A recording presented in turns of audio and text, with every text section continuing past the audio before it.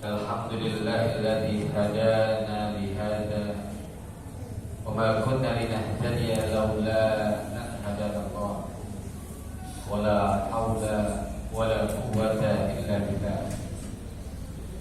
Asyhadu an la ilaha illallah wahdahu la syarika lah, lahul mulku wa lahul hamdu yuhyi wa yumiitu wa huwa ala kulli syai'in qadir. Wa asyhadu anna sayyidana wa nabiyyana Muhammadan abduhu wa rasuluh sayyidul anbiya'i wa rusul.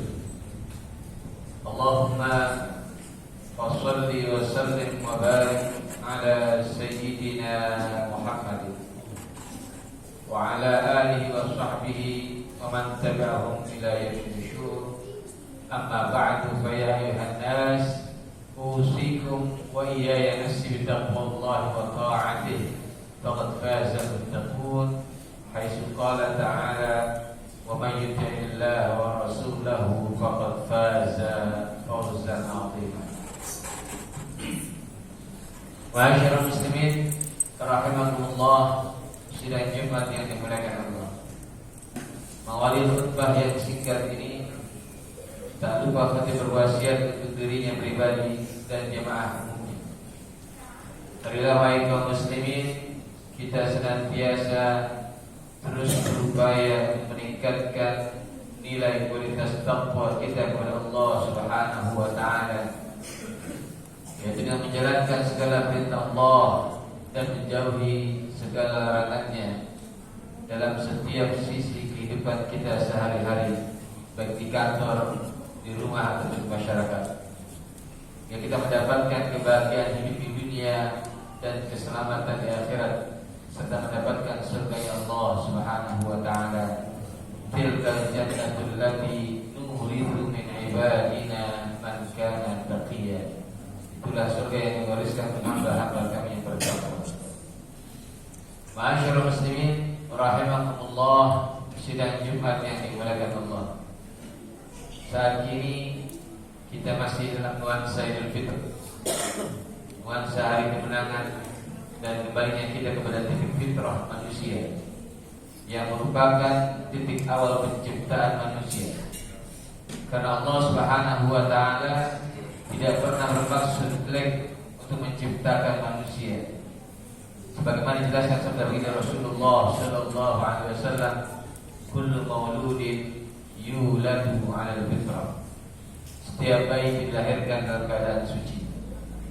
Oleh karenanya tidak mungkin manusia akan mencapai kesempurnaan dirinya tanpa kembali kepada titik fitrah yang diciptakannya, yaitu titik di mana manusia menjadi manusia yang membawa misi, tugas yang untuk membangun, mengatur dan menata di muka bumi ini dengan sesuai aturan-aturan Allah Subhanahu wa taala, bukan nuansa yang penuh dengan dosa dan kezaliman ataupun senantiasa membuat kerusakan. Ma'asyiral muslimin rahimakumullah, sidang Jumat berbahagia.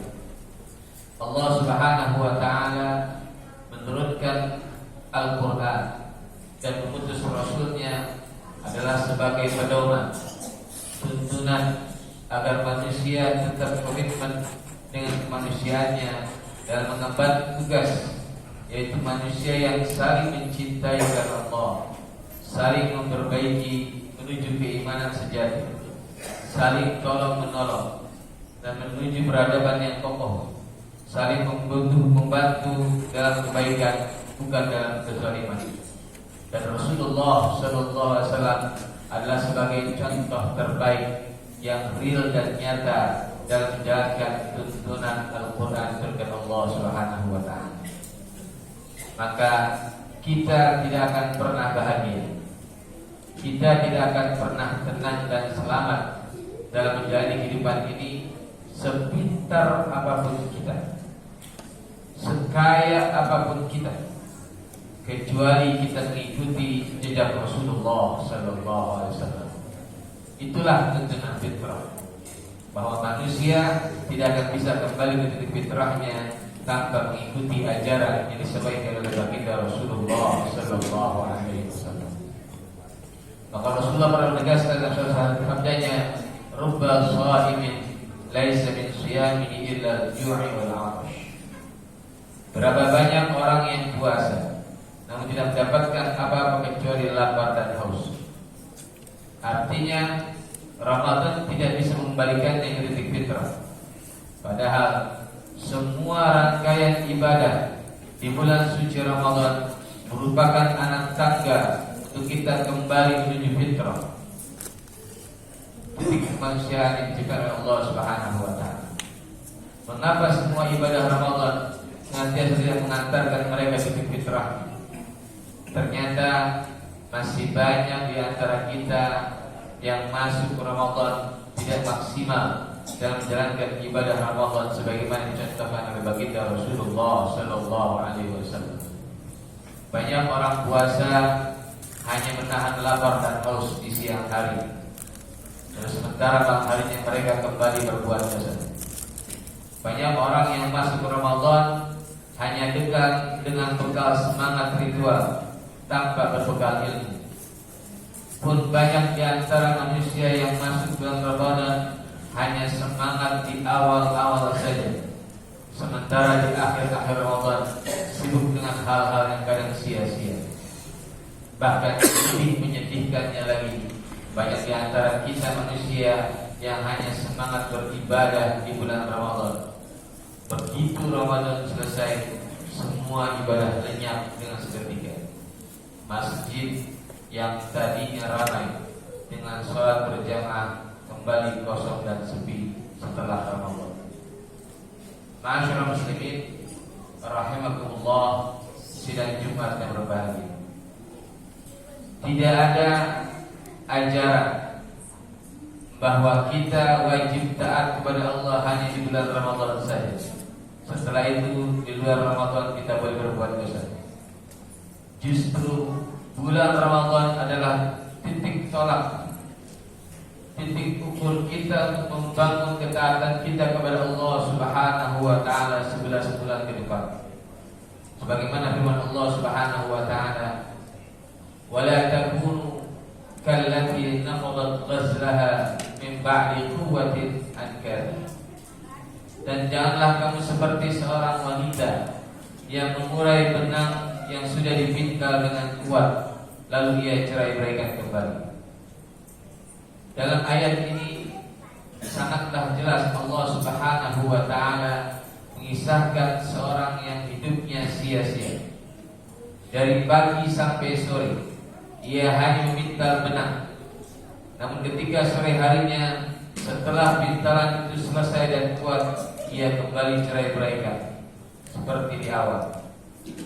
Perhatikanlah pelajaran yang sangat berharga ini. Allah melarang kita jangan seperti wanita tersebut, karena perbuatan itu adalah perbuatan sia-sia dan merupakan kerugian yang sangat nyata. Karena itu Rasulullah sallallahu alaihi wasallam mengajarkan kita untuk senantiasa terus berusaha beristiqamah dan menjalankan ajaran Allah Subhanahu wa taala. Ketika salah seorang sahabat meminta nasihat yang bisa dijadikan pegangan untuk hidupnya, Rasulullah sallallahu alaihi wasallam bersabda, "Qul amantu billahi tsumma istaqim." Katakanlah, aku beriman kepada Allah dan beristiqamalah kamu.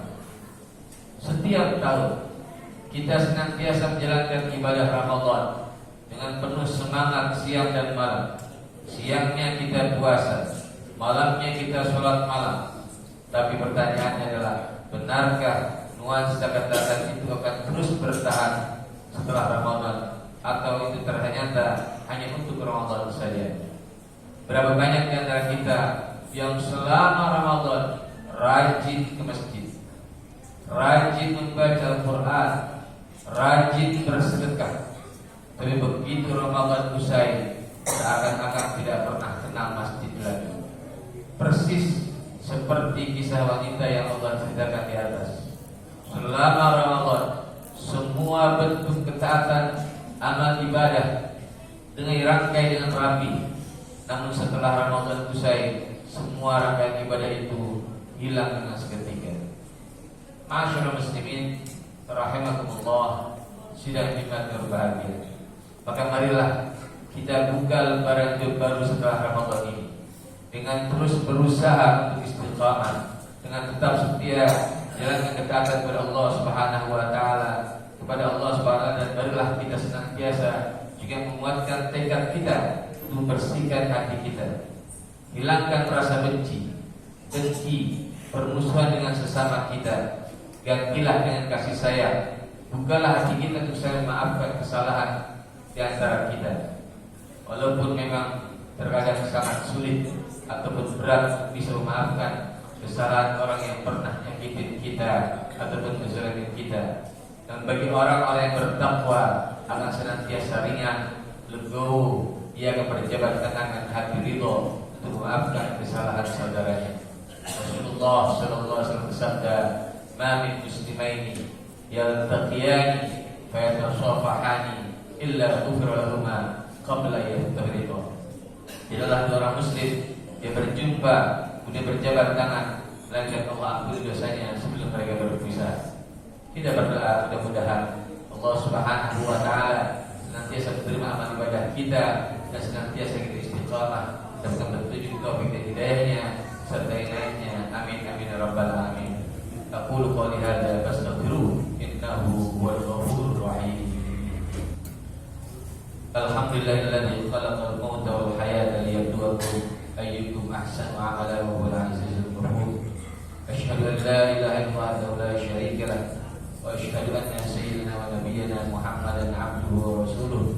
Allahumma shalli wa sallim wa barik ala sayyidina Muhammadin wa ala alihi wa sahbihi ajma'in. Ya ayyuhan nas ittaqullaha haqqa tuqatih wa la tamutunna illa wa antum muslimun wa alamu anna Allaha amarakum bi amrin ba'da bi nafsihi wa thanna bima yuridu bi qudsihi wa sallallahu bikum ayyuhal mu'minun. وقال تعالى إن الله وملائكته يصلون على النبي يا أيها الذين آمنوا صلوا عليه وسلموا تسليما. اللهم صل وسلم وبارك على سيدنا محمد وعلى آله وصحبه أجمعين. وارض اللهم عن أربعة الخلفاء الراشدين أبي بكر وعمر وعثمان وعلي وعن بقية الصحابة أجمعين والتابعين والتابع التابعين ومن تبعهم بإحسان إلى يوم الدين وعلينا معهم برحمتك يا أرحم الراحمين. اللهم اغفر للمسلمين والمسلمات والمؤمنين والمؤمنات الأحياء منهم والأموات إنك سميع قريب مجيب الدعوات ويا قاضي الحاجات. اللهم اصلح لنا ديننا الذي هو عصمة أمرنا واصلح لنا دنيانا التي فيها معاشنا واصلح لنا آخرتنا التي إليها معادنا واجعل الحياة زيادة لنا من كل خير واجعل الموت راحة لنا من كل شر. اللهم نسألك الهدى والتقى والعفاف والغنى. ربنا آتنا في الدنيا حسنة وفي الآخرة حسنة وقنا عذاب النار. عباد الله الله يأمر بالعدل والإحسان وإيتاء ذي القربى وينهى عن الفحشاء والمنكر والبغي يعظكم لعلكم تذكرون. فاذكروا الله يذكركم واشكروه على ما يزدكم واسألوا من فضله يزدكم ولا تنسوا الصلاة.